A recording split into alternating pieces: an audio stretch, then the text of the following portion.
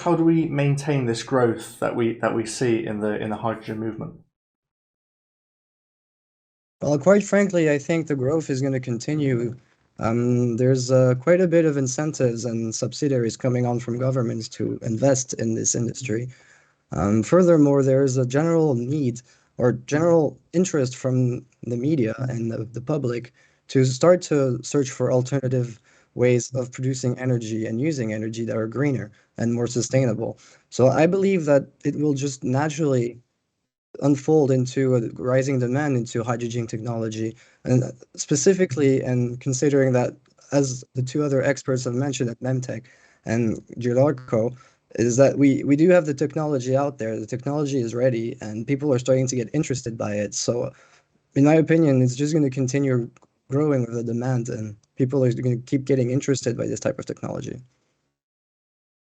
I hope so. Joel, I think you've been teed up quite nicely there. What's your take on that?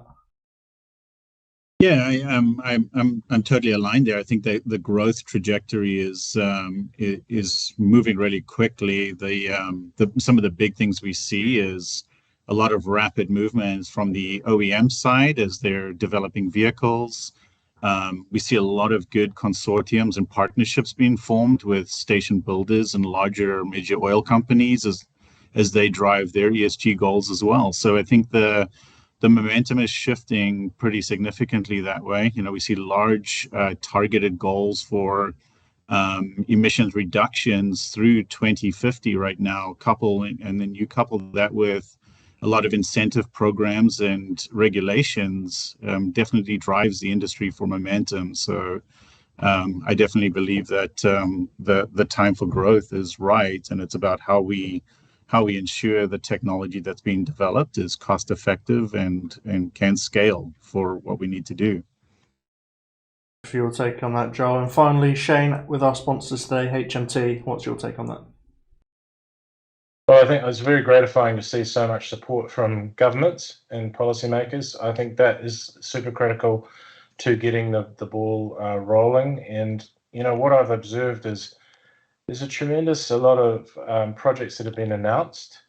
There's a lot of feeds, and there's a lot of interest around those feeds, and there's a lot of noise in the media. There's a lot of greenwashing going on as well.